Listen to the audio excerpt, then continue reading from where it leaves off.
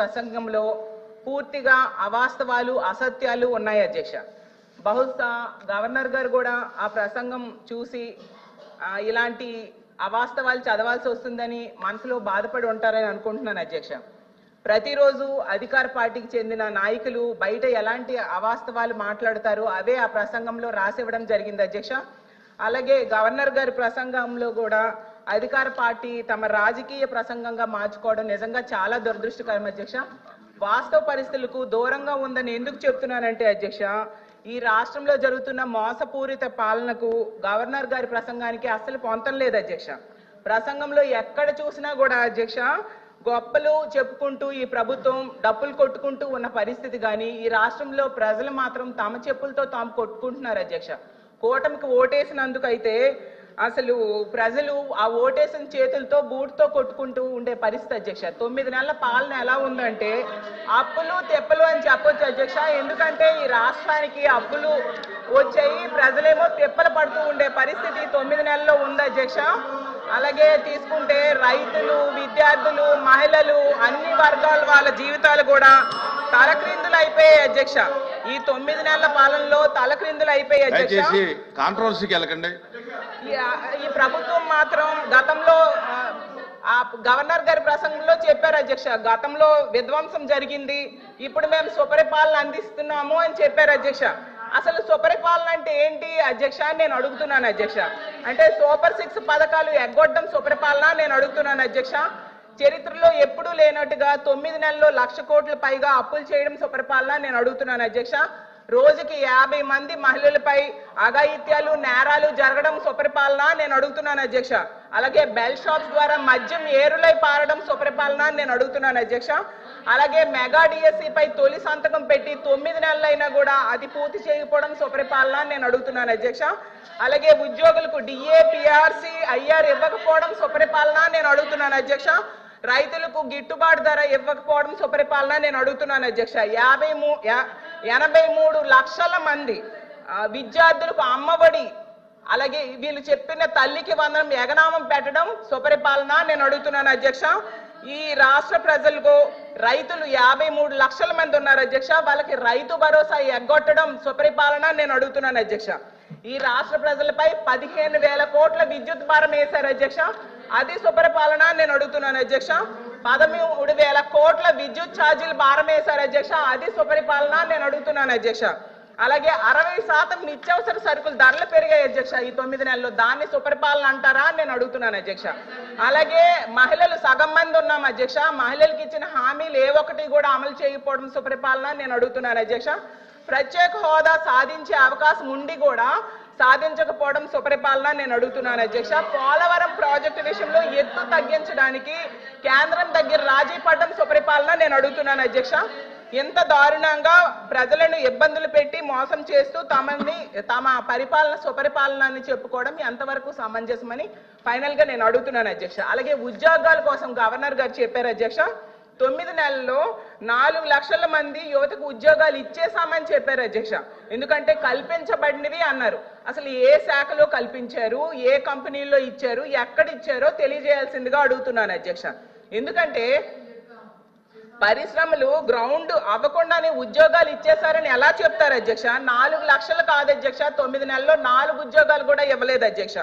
గతంలో జగన్మోహన్ రెడ్డి గారు ముఖ్యమంత్రిగా ఉండేటప్పుడు కేవలం 6 నెలల్లో 1,25,000 ఉద్యోగాలు ఇవ్వడం జరిగింది అధ్యక్ష. అసలు చంద్రబాబు నాయుడు గారు అధికారంలోకి వచ్చాక తొలి సంతకం మెగా డిఎస్సి మీద పెట్టారు అధ్యక్ష. 6 నెలల్లో మెగా డిఎస్సి చెప్పడం జరిగింది అధ్యక్ష. చాలా స్పష్టంగా 4వ పేజ్ ఒకసారి దయచేసి గౌరవ సభ్యురాలని చదవమంటున్నారు అధ్యక్ష. To date, investors have pledged investment of 6.5 lakh crores with an employment potential of over 4 lakh jobs. Potential. ఇచ్చామని ఎక్కడ చెప్పాం మేడం? మేము ఇచ్చామని చెప్పలేదు మేడం, ఇక్కడ పొటెన్షియల్ అని చెప్తున్నారు. ఎందుకు మీరు తప్పు రాసి చెప్తున్నారు అధ్యక్ష? చూపించండి అధ్యక్ష, ఇది కరెక్ట్ కాదు అధ్యక్ష. ఎట్లా ఉందా తెలుగులో? అలా ఉందా? తీయండి, తెలుగు కూడా తీయండి. తెలుగు కూడా వచ్చమ్మా, తెలుగు తీయండి, పుస్తకం తీయండి, నో ప్రాబ్లం. కానీ సత్యదూరం మాటలు చెప్పకూడదమ్మా, మళ్ళీ సత్యదూరం మాటలు చెప్పకూడదమ్మా. అంటే అనిత గారు చెప్పండి. చెప్పండి, ప్రింటింగ్ మిస్టేక్ పడిందా ఏంటి చెప్పండి. లేదు, 2 లక్షల ఉద్యోగాలు కల్పించాలని లక్ష్యంగా పెట్టుకున్నాం. ఉద్యోగాలు కల్పించాలని లక్ష్యంగా పెట్టుకున్నాం. చూడమండి అధ్యక్ష ఎక్కడైనా 1 minute. ఏ పేజీ ఏ పేజీ మరియు 4 లక్షల మందికి ఉపాధి అవకాశాలు కల్పించబడినది స్పష్టంగా రాసుంది అధ్యక్ష. నేను అదే చెప్పాను అధ్యక్ష. అధ్యక్ష నేను కంటిన్యూ చేస్తాను అధ్యక్ష. అలాగే చంద్రబాబు నాయుడు అధ్యక్ష గారు మళ్ళీ చెప్తున్నాను, ప్రభుత్వం చాలా స్పష్టంగా చెప్పనండి నేను చదువుతున్నాను మేడం. ఇది గవర్నర్ ప్రసంగమే మేడం. Page number 4. గురుగారు దళితులపైన ఎవరు దాడి చేశారు అందరూ తెలుసండి. కూర్చోండి కూర్చోండి కూర్చోండి స్వామి కూర్చోండి. కోర్టుకెళ్ళారు మీరు కూర్చోండి కూర్చోండి కూర్చోండి సార్. మాటలు పెద్ద చెప్పాల్సిన అవసరం లేదు ఇక్కడ. మీకు సంబంధం లేని సబ్జెక్ట్ ఇది. మీకు సంబంధం లేని సబ్జెక్ట్ ఇది. మేడం గారితో నేను మాట్లాడుతున్నా. నేను మేడం గారితో చర్చిస్తున్నా. మీరు దళితుల పైన మీరు దాడి చేసి కూర్చోండి ప్లీజ్ అందరూ దళితులు గుండు కొట్టించిన వ్యక్తి మీరు మారుతారా?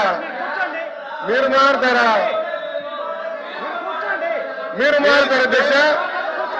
మీరు ఎట్లా మారుతారు? ప్లీజ్ దయచేసి కూర్చోండి. చాలా స్పష్టంగా చెప్తున్నా. ఎందుకు మారుతారు? ప్లీజ్ మీరే మాట్లాడేది. మీరు ఒక ఎత్తు, ఇంకొక ఆయనేమో డైరెక్ట్ గా సవాన్ని డోర్ డెలివరీ చేశారు.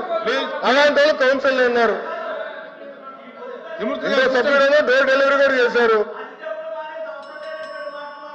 అవసరం లేదు మాట్లాడేది. హలో బ్రదర్, కోర్టుకెళ్ళింది మీరు. లోకేష్ గారు ఫ్యాక్ట్ చెప్తున్నా. లోకేష్ గారు ఫ్యాక్ట్ చెప్తున్నా. ఇక్కడ చాలా స్పష్టంగా లోకేష్ గారు అధ్యక్ష, ఇక్కడ చాలా స్పష్టంగా లోకేష్ గారు తెలుగు ఇక్కడ చాలా స్పష్టంగా తెలుగు మళ్ళీ చెప్తున్నా అధ్యక్ష. అధ్యక్ష నా దగ్గర ఇంగ్లీష్ ఉంది, నేను చదువుతున్నాను. మళ్ళీ చెప్తున్నా.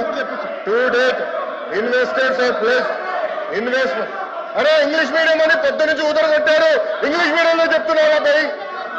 మీ సబ్జెక్ట్ లేరు. ఇంగ్లీష్ మీడియం గురించి ఊదరగొట్టారు కదా పొద్దున. మళ్ళీ ఇంగ్లీష్ మీడియం చదవలేరా? అరే పొద్దున ఇంగ్లీష్ మీడియం అన్నారు. అరే ఇంగ్లీష్ లో చెప్తే భయపడతారు. ఏ భాషలో చెప్పాలి బాబాయ్? గవర్నర్ గారు చదివింది ఇంగ్లీష్ లో.